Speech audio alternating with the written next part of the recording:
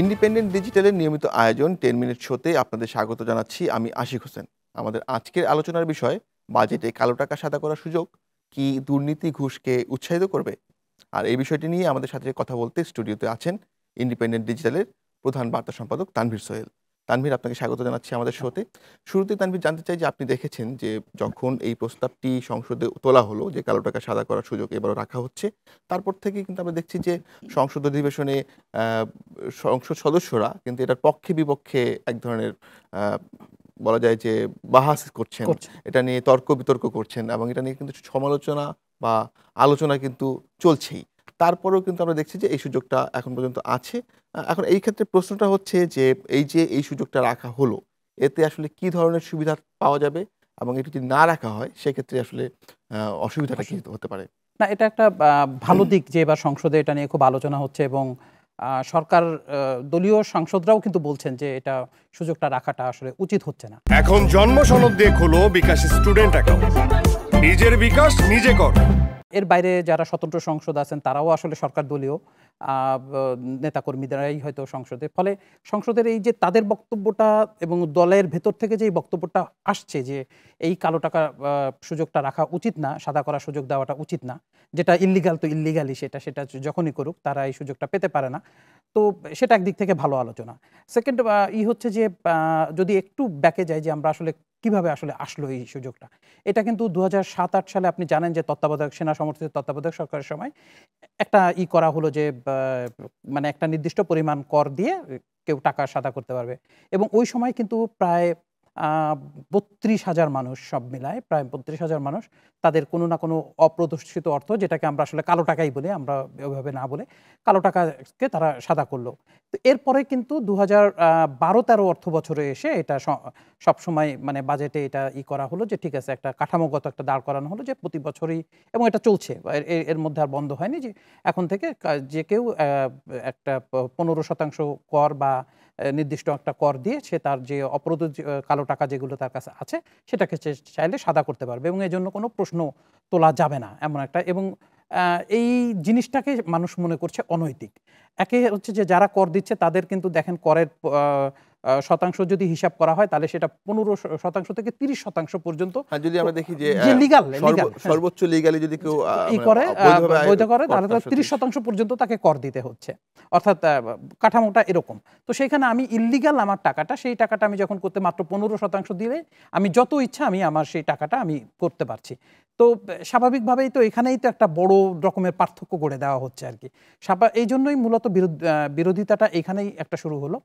এবং পাশাপাশি যে আপনি আপনার প্রথমে যে সাবজেক্টের কথা বলছিলেন যে আসলে এটা দুর্নীতি ঘুষ এইগুলোকে উৎসাহিত করে কিনা, অবশ্যই যখন আপনি সুযোগ রাখবেন যে ঠিক আছে আমি যে কোনো সময় আমার এই টাকাটাকে আমি হালাল করে ফেলতে পারবো, মানে সাদা করে ফেলতে পারবো, মূল স্রোতে নিয়ে আসতে পারবো কোনো প্রশ্ন ছাড়াই, তখন কিন্তু স্বাভাবিকভাবেই কেউ ঘুষ খাওয়া, কেউ দুর্নীতির মাধ্যমে অর্থ উপার্জনের একটা সুযোগ তার মধ্যে সামনে চলে আসে এবং সে মনে করে যে এটা করাই যখন যাবে তো আমি একসময় করে নিব, কোনো প্রশ্ন থাকবে না, কোনো থাকবে না, আমাকে তখন আর কেউ আইনিভাবে আমাকে আর ধরতে পারবে না, কারণ আমি টাকাটা সাদা করে ফেলেছি।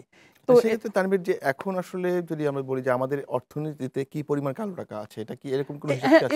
এটা একটা হিসাব সবসময় থাকে, মানে এটা বলা হয় যে জিডিপির বাংলাদেশ সরকারের অনুযায়ী যে প্রায় 10% থেকে টোটাল যে জিডিপির যে আকারটা, সেই আকারের 10% থেকে 38%-র মধ্যে এই কালো টাকার অবস্থানটা, অর্থাৎ আমরা যদি আমাদের টোটাল জিডিপি ধরি তাহলে সেটা 30 বা 35 বিলিয়ন ডলার, বাৎসরিক যে জিডিপি এটা আছে, ট্রিলিয়ন ডলার, তাহলে তার প্রায় 3 ভাগের 1 ভাগ বা কিছুটা কম হতে পারে। এটা অ্যাকিউরেট হিসাব হয় না, কিন্তু বিভিন্ন অর্থনীতিবিদরা বলেন যে এটি প্রায় কখনো কখনো এটা বলা হয় যে 10 ট্রিলিয়ন ডলার সমান টাকা, 10 ট্রিলিয়ন টাকা আমাদের এই কালো টাকার পরিমাণটা, মানে যেটা এখন সোসাইটিতে আছে। তো কিন্তু সেখানে তুলনায় আপনি যদি বলেন যে কালো টাকা সাদা হচ্ছে কিন্তু যে খুব বেশি, তা কিন্তু না। বারবার সুযোগ দেওয়া হচ্ছে ঠিক আছে, কিন্তু সেই পরিমাণটা কিন্তু খুবই কম।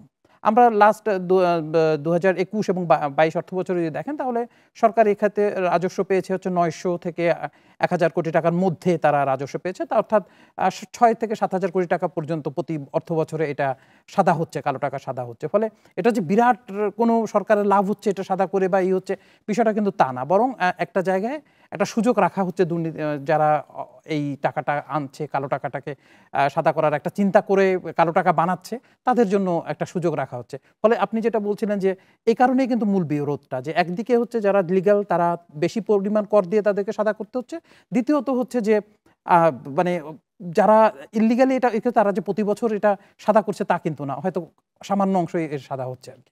আরেকটা বিষয় হচ্ছে যে আমরা দেখি যে অনৈতিকভাবে যারা আয় করেন তারা মানে একেবারে যে সোজা সাপটা ভাষায় বলা যায় তাহলে ঘুষ বা হচ্ছে ঘুষ, দুর্নীতির হ্যাঁ। মাধ্যমে যে অর্থটা উপার্জিত হয় এই টাকাটা কিভাবে সাদা সাদা করবেন? ধরেন একটা যুক্তি হতে পারে এরকম যে হয়তো অপ্রদর্শিত আয় থাকে মানুষের অনেক রকম, যে হয়তো সে নিঃসন্দেহে কোনোভাবে আয় করেছেন কিন্তু সেটা তার ইনকাম ট্যাক্স দেখানো হয় না। রিটার্নে দেখানো হয় না, সেটা কিন্তু স্বাভাবিকভাবেই কালো টাকা হয়ে যাবে। তো সেটা তার বৈধ আয় হলেও সেটা হচ্ছে কালো টাকা সেটা হিসেবে একটা যুক্তি আছে যে ঠিক আছে আমি ওই সময় ভুল করেছি, আমি হয়তো সেটাকে সাদা করতে চাচ্ছি। কিন্তু যারা অবৈধভাবে আয় করছেন একদম সম্পূর্ণ অবৈধভাবে ঘুষ বা দুর্নীতির মাধ্যমে, তারা এটাকে কিভাবে সাদা করছে? তো একই এখানেই তো আপনার প্রশ্নটা হচ্ছে তাই যে একটা আপনি বলছেন যে একটা অপ্রদর্শিত অর্থ, আর একটা হচ্ছে একদম ঘুষ দুর্নীতির মাধ্যমে আয় করা একটা অবৈধ অর্থ। এখন কিভাবে কালো টাকা আসে, যেমন আপনি যেমন পেশাজীবীদের মধ্যে যারা ডাক্তার আছেন, ইঞ্জিনিয়ার আছেন, আইনজীবীরা আছেন বা নানা ধরনের পেশায় আছেন যারা দেখবেন যে সেবা দিয়ে সরাসরি টাকা নিচ্ছেন, অর্থাৎ একজন চিকিৎসক যখন ফি নেন হাতে হাতে টাকা নিচ্ছেন, তো তিনি দেখা যাচ্ছে যে এই যে হাতে হাতে টাকাটা নিচ্ছেন ব্যাংক ট্রানজাকশনের মাধ্যমে কিন্তু হচ্ছে না, বা অন্যান্য প্রফেশনগুলো হাতে হাতে টাকাটা নিচ্ছেন, ফলে কি হয় যে সে ওইটা হয়তো তার আয়কর নথিতে দেখান না, কিন্তু তার কাছে এই টাকাটা জমতে থাকে, তখন কিন্তু ইল্লিগালি না, তার টাকাটা কিন্তু সে ইল্লিগাল পন্থা ইনকাম করছে তা না, সে ওইটার অর্থর আয়করটা দেয়নি। তো এটা এক ধরনের একটা ব্যাপার থাকে যে এটা তখন সে কালো টাকাটা সেই অপ্রদর্শিত অর্থটা সে সাদা করতে পারছে, এটা নিয়ে হয়তো তেমন কোনো ডিবেট ছিল না।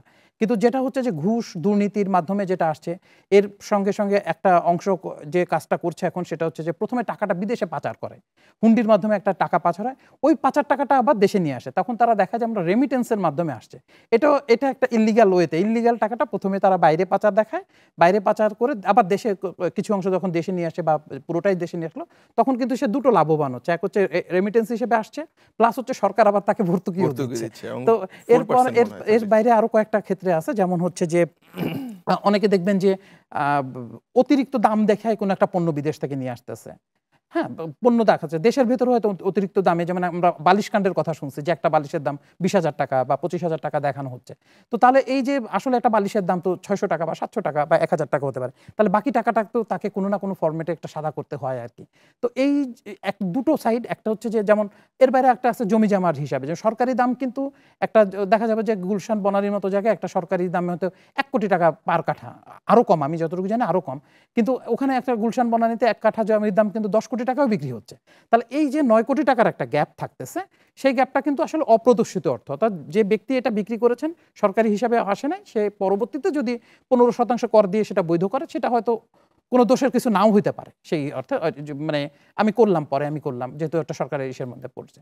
কিন্তু এই যে ইল্লিগাল যে জায়গাগুলো, যে মানে ঘুষ দুর্নীতি, ওভার ভয়েসিং ইনভয়েসিং যেগুলা করছে, বেশি টাকা দেখানো হচ্ছে, কখনো কম টাকা দেখানো, দুর্নীতির মাধ্যমে যে অপরাধটা করছে, সেই টাকাটা যখন আপনি একইভাবে সাদা করতেছেন এবং সেটা কম টাকা দিয়ে আপনি সাদা করতেছেন, পাশাপাশি কিন্তু আপনি আরেকটা জিনিস দেখবেন যে কালো টাকা সাদা করার আরেকটা সুন্দর জায়গা আছে, সেটা হচ্ছে যে ফ্ল্যাট কেনা। ফ্ল্যাট কেনার ক্ষেত্রে যে ঢাকা শহরে দেখবেন যে একটা ফ্ল্যাটের দাম দেখানো হচ্ছে 40 লাখ টাকা সে কিনেছে। আপনি জানেন যে সম্প্রতি বেশ কিছু ফ্ল্যাট নিয়ে কিন্তু আলোচনা হয়েছে, যে দেখা যাচ্ছে গুলশানে একটা ফ্ল্যাট দেখানো হচ্ছে যে 1 কোটি টাকায়, হয়তো সেটা কিনছে সে 20 কোটি টাকা দিয়ে।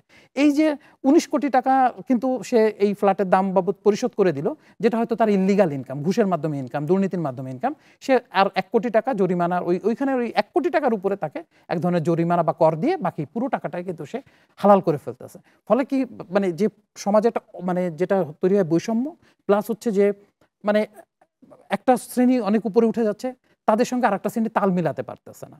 তো এই যে যদি বলেন যে এরকম যদি আমরা কালো টাকাকে মানে ইল্লিগাল টাকাটাকে বৈধ করার সুযোগ রাখি, যদি ইল্লিগাল, আমি আপনার অপ্রদর্শিত অর্থটা বাদই দিলাম, একেবারে ইল্লিগাল টাকা যারা ইনকাম করছেন এখনকার, আপনি জানেন যে সম্প্রতি অনেক ঘটনা এরকম ঘটছে, লাস্ট মতিউর রহমান বলে একজন সরকারি কর্মকর্তার বিষয়ে নানাভাবে আসছে, এরকম তো বহু আছে, অনেক জায়গাতে আছে, সবকিছুতে আছে, সরকারের নানা অঙ্গ আছে, বাইরে আছে। তো তারা যদি এই সুযোগগুলো পেতেই থাকে, ক্রমাগত পেতে থাকে, তাহলে তো আসলে এই ব্যালেন্স থাকবে না। একটা অংশ এরকমভাবে করে তারা এটা লিগ্যাল করে ফেলবে, আর একটা অংশের হাতে কোনো কিছুই আসলে থাকবে না। একটা শেষ প্রশ্ন করতে চাই আপনাকে, সেটা হচ্ছে যে এই যে এত বিতর্ক, আপনিও বললেন যে এটা নিয়ে তো মানুষের মধ্যে এক ধরনের নেগেটিভ সেন্টিমেন্ট আছেই। তারপরেও কিন্তু কেন বারবার এটা রাখা হয়? আসলে ওই যে বললাম যে এটা রাখার কারণ হচ্ছে যে একটা হচ্ছে যে অপ্রদর্শিত অর্থ যেটা, সেটা বৈধ করার একটা সুযোগ তারা পাচ্ছে। আ যারা তার ওটা যদি পুরোটা বন্ধ করে দেওয়া হয় তাহলে তো সেই সুযোগটা থাকবে না। কিন্তু এখানে কিন্তু একটা কাজ করা যেতে পারে, যেটা হচ্ছে যে আমি ঘোষণা, যেমন বলা হচ্ছে যে আমি আমার যে আয়ের সেটাকে আমি কোনো উৎস আমাকে দেখাতে হবে না। কোনো উৎস না দেখিয়ে আমি আমার ইচ্ছামতো আমি আমার টাকাটাকে বৈধ করতে পারবো, সাদা করতে পারবো। কিন্তু সরকার যদি ওই আইনটার সঙ্গে এটা যুক্ত করে দেয় যে না, তুমি যে কারণে টাকাটা লিগ্যাল করতে পারো নাই, অপরিদর্শন করে রাখছো এতদিনে, সেই টাকার উৎস তোমাকে জানাতে হবে। যে এই খাতের এই কারণে আমি এই টাকাটা আমার কাছে আসছিল, যে টাকাটা আমি তখন কর দিতে পারিনি, এখন দিচ্ছি। এই এই এই ক্লজটা যদি যুক্ত করে দেওয়া যায়, তাহলে কিন্তু এই যে আমি ঘুষের টাকা নিছি, আমি দুর্নীতি করে টাকা নিছি, সেটা আমি সাদা করব, সেই সুযোগটা কিন্তু আর অর্থাৎ থাকে না। অর্থের উৎসটা উৎসটা উল্লেখ যদি করে করে দিতে যেমন হবে। আমি যেটা বললাম জমির কথা, যে আপনি একটা জমি হয়তো বিক্রি করেছেন, সেখানে সরকারি দাম হিসেবে আপনার কাছে আসছে 40 লাখ টাকা, তার উপরে আপনি কর দিচ্ছেন, কিন্তু আসলে ওটা আসল দাম হয়তো 2 কোটি টাকা বা 3 কোটি টাকা। বাকি টাকা আপনি তখন দেন নাই ইসের মধ্যে। এখন আপনার মনে হলো যে না, আমি তো ওই জমিটা, আপনি সরকারকে বললেন যে ওই জমিটা তো আসলে আমি বিক্রি করেছিলাম 3 কোটি টাকায়, কিন্তু আমি তখন 40 লাখের উপর কর দিয়েছি, বাকি টাকাটা আমার দেওয়া হয় নাই, আমি এখন দিতে চাই। তো উৎস হয়ে গেল, উৎস ক্লিয়ার তখন। তানভীর, অনেক ধন্যবাদ। অনেকগুলো গুরুত্বপূর্ণ তথ্য আপনার কাছ থেকে জানলাম। ধন্যবাদ আপনাকে। নিশ্চয়ই পরবর্তীতে আবারও আপনার সাথে কথা হবে। আজ এ পর্যন্তই। দেখা হবে পরের পর্বে, রবি থেকে বৃহস্পতি। সাথে থাকুন 10 মিনিট শোর, দেখতে থাকুন ইন্ডিপেন্ডেন্ট ডিজিটাল।